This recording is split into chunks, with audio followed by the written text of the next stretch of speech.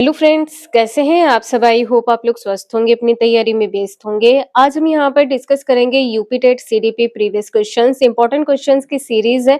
इसलिए आप सभी लोग वीडियो को लास्ट तक जरूर वॉच करिएगा। चैनल पर पहली बार आए हैं तो चैनल सब्सक्राइब करके बेल आइकन प्रेस कर लीजिएगा, इससे नोटिफिकेशन आप सभी को मिलता रहेगा। जैसे कि आपको पता है कि आपके सीडीपी में 30 क्वेश्चन 30 नंबर के पूछे जाते हैं और आपको पता होगा कि जो आप सभी के सीडीपी है यानी कि जो आपका यूपी टेट एग्जाम होता है, इसमें प्रीवियस क्वेश्चंस रिपीट होते हैं। अगर आप सभी लोग अच्छे से प्रिपरेशन कर लेते हैं तो 100% आप सभी का फर्स्ट अटेम्प्ट में ही यूपी टेट क्लियर हो जाएगा। तो चलिए स्टार्ट करते हैं। क्वेश्चन यहाँ पर फर्स्ट दिया है, संवेग व्यक्ति की उत्तेजित दशा है, यह कथन निम्नांकित में से किसका है। किसने कहा है कि संवेग व्यक्ति की उत्तेजित दशा है। यह कथन वुडवर्थ का है। आंसर यहाँ पर आपका भी सही हो जाएगा।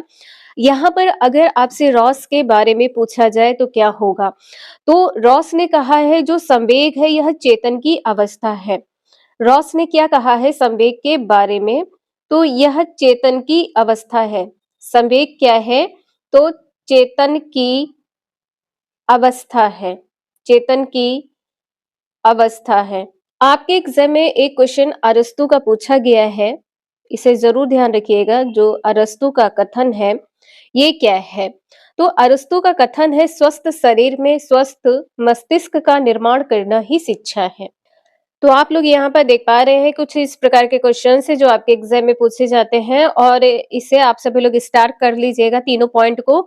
यहाँ से एक या दो क्वेश्चन जरूर पूछे जाएंगे आपके एग्जाम में। तो अरस्तु का आपने देख लिया, वुडवर्थ का देख लिया है और रॉस ने क्या कहा है ये भी आपने यहाँ पर देख लिया है। अब यहाँ पर हम लोग देखते हैं कि जो प्लेटो है किस काल से संबंधित है। जो प्लेटो है ये किस काल से संबंधित है, तो प्लेटो संबंधित है प्राचीन युग या काल से। प्राचीन युग या काल से, या आप कह सकते हैं ग्रीक युग, ग्रीक युग से संबंधित है। अगर आपसे यहाँ पर ये पूछा जाए विलियम जेम्स और विलियम वुड के बारे में, विलियम जेम्स विलियम वुड के बारे में, विलियम जेम्स या विलियम वुड के बारे में पूछा जाए कि किस युग से संबंधित है, तो यहाँ पर आंसर आपका क्या सही होगा, आधुनिक युग। विलियम जेम्स विलियम वुड किस काल से संबंधित है, तो आधुनिक युग से संबंधित है, आधुनिक युग से संबंधित है। ये भी क्वेश्चन आपके एग्जाम में 100% पूछा जाएगा। तो देखिए जो भी इंपॉर्टेंट क्वेश्चंस है वो आपको करवाए जाएंगे, साथ में ऐसे क्वेश्चंस आप लोगों को देखने को मिलेंगे जो आपके एग्जाम के लिए न्यू क्वेश्चंस होंगे। आप लोगों ने सिलेबस देख लिया होगा, अगर सिलेबस में कोई डाउट है या आपको किसी क्वेश्चन में कोई डाउट है तो प्लीज आप सभी लोग कमेंट करके जरूर बता दीजिएगा। तो यहाँ पर आपने देखा है आंसर आपका बी सही है। क्वेश्चन नंबर नेक्स्ट है, शैक्षिक विकास में मूल्यांकन का अर्थ है क्या। अर्थ क्या होगा यहाँ पर, छात्रों की प्रगति का आकलन या कक्षा अभिलेखों का मूल्यांकन या कार्य निष्पादन का मूल्यांकन या ज्ञान क्षमता का मूल्यांकन। शैक्षिक विकास में मूल्यांकन क्यों किया जाता है, बालक के ज्ञान क्षमता का मूल्यांकन होता है। तो यहाँ पर आंसर आपका डी सही हो जाएगा। देखिए एक क्वेश्चन आपके एग्जाम में पूछा जा सकता है कि समकालीन मनोवैज्ञानिक कौन कौन से हैं, तो ये आप नोट कर लीजिएगा। समकालीन मनोवैज्ञानिक, समकालीन मनोवैज्ञानिक कौन कौन से हैं, तो बीएफ स्किनर है। आपसे स्किनर का पूरा नाम पूछा जाए तो बीएफ स्किनर है, स्किनर है। दूसरा यहाँ पर पावलाव हो जाएगा, पावलाव है। इसके बाद में यहाँ पर वुडवर्थ है, इसके बाद में यहाँ पर वुडवर्थ है। फोर्थ पॉइंट पर वॉटसन है, फोर्थ पॉइंट पर जेबी वॉटसन है। तो ये 4 पॉइंट है आपके एग्जाम में, यहाँ से क्वेश्चन पूछे जा सकते हैं, इन्हें जरूर नोट डाउन कर लीजिएगा। जहां पर भी आपको नोट डाउन करने के लिए कहा जाए तो आप लोग कहीं पर स्टार्ट करके नोट डाउन जरूर कर लीजिएगा। यहाँ से संबंधित क्वेश्चन 100% आपके एग्जाम में पूछा ही जाएगा। आप लोग इस प्रकार से प्रैक्टिस करते हैं तो आपका एग्जाम बहुत अच्छा होगा। तो यहाँ पर आपने देखा है डी आंसर सही है। नेक्स्ट है, पूर्वाग्राही किशोर या किशोरी अपने डैश के प्रति कठोर होंगे, तो यहाँ पर क्या सही होगा, जीवन शैली यहाँ पर नहीं होगा, संप्रत्यय भी नहीं है, वास्तविकता भी नहीं। क्या है? समस्या। देखिए, जब बालक बड़े हो जाते हैं तो उनके आगे बहुत सारी समस्याएं आ जाती हैं जिनको वो सॉल्व करना चाहते हैं, हल करना चाहते हैं, तो वो कुछ ना कुछ सोचते रहते हैं। तो समस्या के प्रति कठोर होंगे कि किस समस्या का हल किस प्रकार से निकाला जाए। पहला आंसर यहाँ पर सही है। नेक्स्ट है, संज्ञानात्मक विकास के 4 चरणों संवेदीपेशीय, पूर्व संक्रियात्मक, स्थूल संक्रियात्मक और औपचारिक संक्रियात्मक की पहचान की गई है। तो देखिए, ये जो 4 अवस्थाएं हैं ये संबंधित है जीन पियाजे से। किससे संबंधित है? जीन पियाजे से संबंधित है। अगर यहाँ पर पियाजे लिखा है तो एक ही नाम है, जीन पियाजे का है या पियाजे का है। आपके एग्जाम में शॉर्ट नेम भी आ सकते हैं, तो इसे आप लोग जरूर ध्यान रखिएगा। डी आंसर आपका यहाँ पर सही है। इस क्वेश्चन को आप लोग ट्रिपल स्टार कर लीजिएगा, आपके एग्जाम में 100% क्वेश्चन पूछा जाएगा। अब यहाँ पर आप लोग देख सकते हैं कि जीन पियाजे संबंधित किससे है, ये भी पूछा जाता है। तो संज्ञानात्मक विकास से संबंधित है। किससे? संज्ञानात्मक विकास से संबंधित है। और इन्होंने 4 अवस्थाएं बताई है या 4 अवस्थाओं में संज्ञानात्मक विकास को विभाजित किया है। कौन सी 4 अवस्थाएं हैं? तो संवेदनात्मक गामक अवस्था है, 0 से 2 वर्ष है। दूसरी अवस्था पूर्व संक्रियात्मक अवस्था, 2 से 7 वर्ष है। तीसरी अवस्था मूर्त संक्रियात्मक अवस्था, 7 से 11 वर्ष है। औपचारिक संक्रियात्मक अवस्था 11 से 15 वर्ष है। अब यहाँ पे देखिए, यहाँ पर शॉर्ट में आप लोग देख लीजिए, जो संवेदनात्मक गामक अवस्था होती है, इसमें बालक क्या करता है? तो इसमें बालक वस्तुओं की पहचान करने की कोशिश करता है। ठीक है, पहचान करने की कोशिश करता है, पहचान करने की कोशिश करता है। अगर आपके एग्जाम में आ जाए इस प्रकार के क्वेश्चन, तो इसे आप लोग याद रखिएगा कि जो 0 से 2 वर्ष के बालक होते हैं, वस्तुओं को ढूंढने की, पकड़ने की कोशिश करते हैं, साथ में वस्तुओं को मुंह में भी पकड़ लेते हैं। कोई भी चीज कहीं पर भी पड़ी होती है तो बालक उसको अपने मुंह में रख लेता है। अगर आपसे ये पूछा जाए कि जब बालक 1.5 वर्ष की अवस्था में आ जाता है तब क्या करता है? तो कार्य को करने से पहले सोचता है, कार्य को करने से पहले सोचता है, कार्य को करने से पहले सोचता है।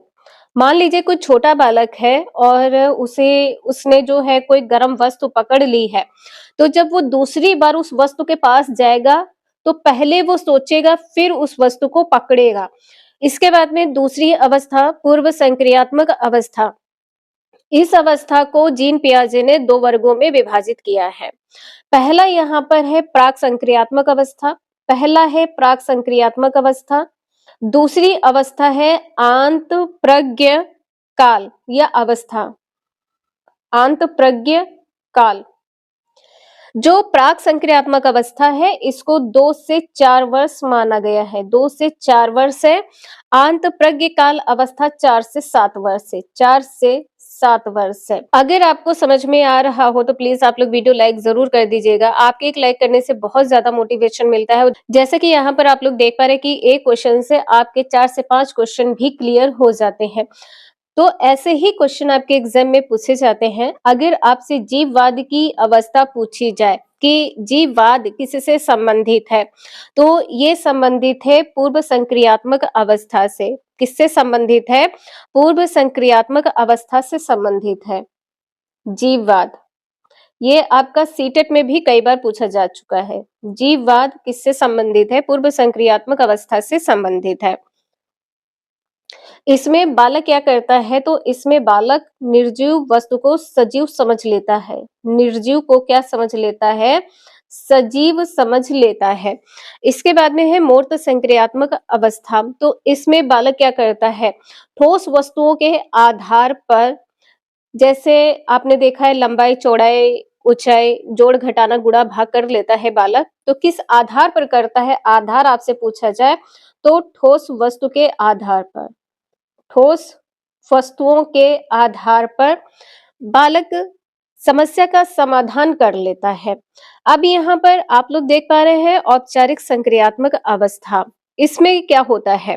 तो इसमें बालक अमूर्त तथ्य के संबंध में तार्किक चिंतन करने लगता है। अमूर्त तथ्य के संबंध में तार्किक चिंतन करने लगता है। आपसे पूछा जाए कि बालक जो है अमूर्त तथ्य के आधार पर या के संबंध में तार्किक चिंतन करने की योग्यता कब विकसित होती है, तो औपचारिक संक्रियात्मक अवस्था में।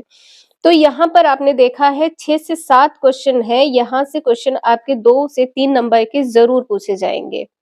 क्वेश्चन नंबर नेक्स्ट है, कौन से गुण अच्छे मानसिक स्वास्थ्य के नहीं है? क्या नहीं है?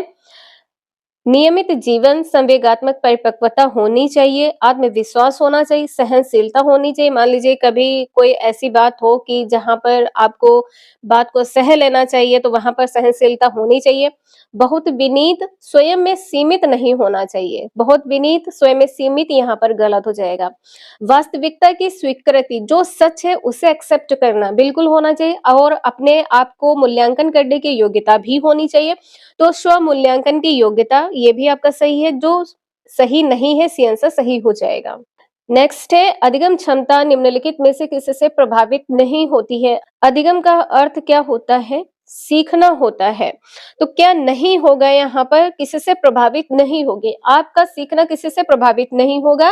राष्ट्रीयता से प्रभावित नहीं होगा। आपका वातावरण आपको प्रभावित करेगा। आपका जो आनुवंशिकता, ये भी आपको प्रभावित करेगा। आपका शिक्षण प्रशिक्षण, आपका जैसे आप पढ़ रहे हैं, कोई आपको नॉलेज दे रहा है, तो ये प्रभावित करेगा, लेकिन राष्ट्रीयता प्रभावित नहीं करेगी। डी आंसर यहाँ पर सही है। और समायोजन की क्षमता भी यहाँ पर होगा कि आप समायोजित कर पा रहे हैं या नहीं कर पा रहे हैं। तो समायोजन की क्षमता आपके अधिगम क्षमता को भी प्रभावित करेगा। नेक्स्ट है, किस अधिगम मनोवैज्ञानिक ने बाल अधिगम विकास में पुरस्कार को महत्व नहीं दिया है? तो गुथरी ने नहीं दिया है।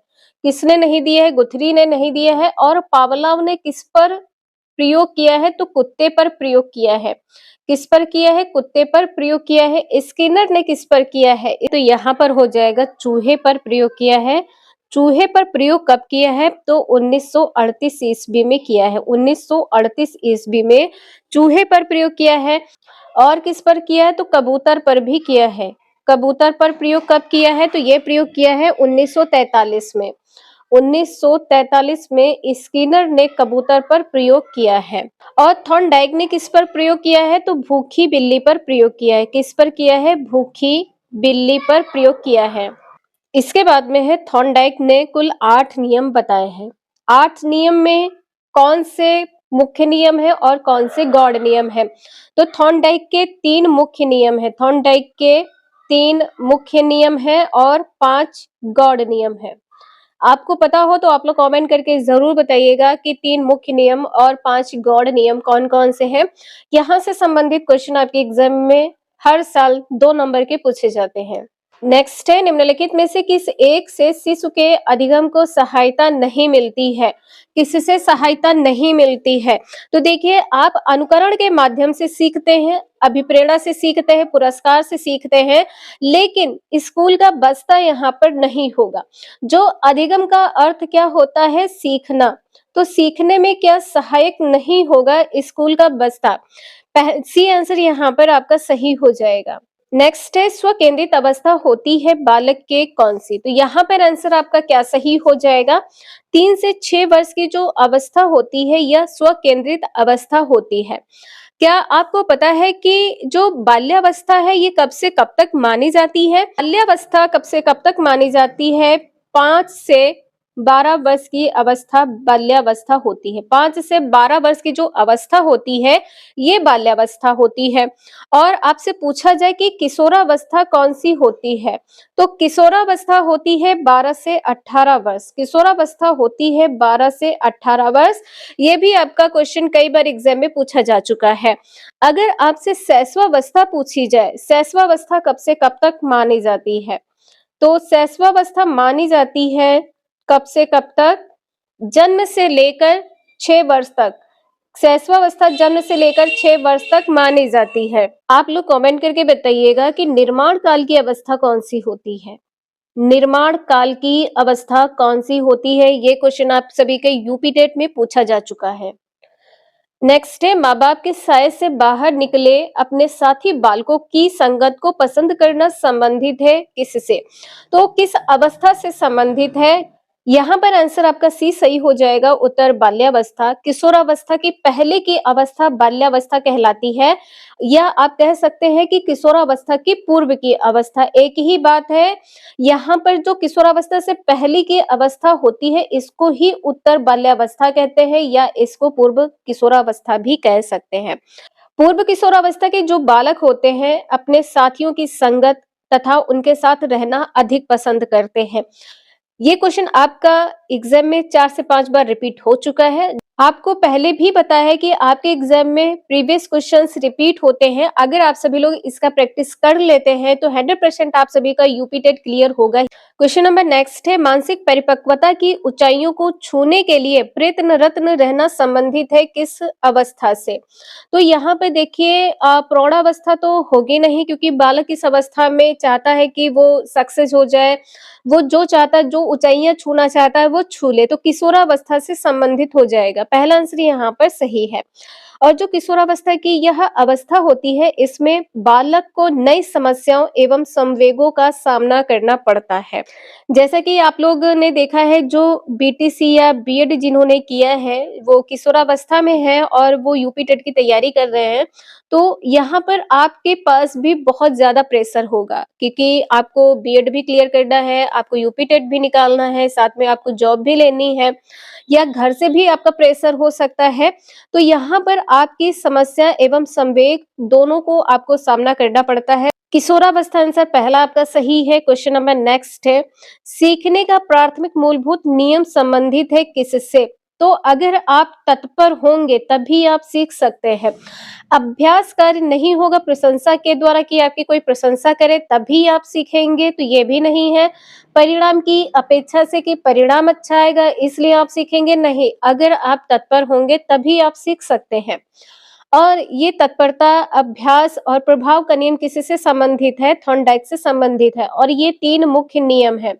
थॉर्नडाइक के 3 मुख्य नियम कौन-कौन से हैं? तो तत्परता का नियम है, प्रभाव का नियम है, अभ्यास का नियम है। क्वेश्चन नंबर नेक्स्ट है, सीखने की प्रक्रिया को प्रभावित करने वाले कारक कौन-कौन से हैं? तो यहाँ पे देखिए, आप अनुकरण से सीखते हैं, आप पार्टिसिपेट यानी कि प्रतियोगिता के द्वारा भी सीखते हैं, ये सीखने की प्रक्रिया है। प्रशंसा एवं निंदा, देखिए कभी-कभी ऐसा होता है कि जब कोई आपकी प्रशंसा कर देता है तो सोचते हैं और अच्छा करें, और कभी ऐसा भी होता है कि अगर कोई आपकी निंदा कर देता है तो आप उस चीज को बिल्कुल ठान लेते हैं कि आपको करना ही करना है। तो यहाँ पर ये सभी हो जाएगा, डी आंसर आपका यहाँ पर सही है। तो देखिए यहाँ पर जो सीखने की प्रक्रिया है किससे प्रभावित होती है?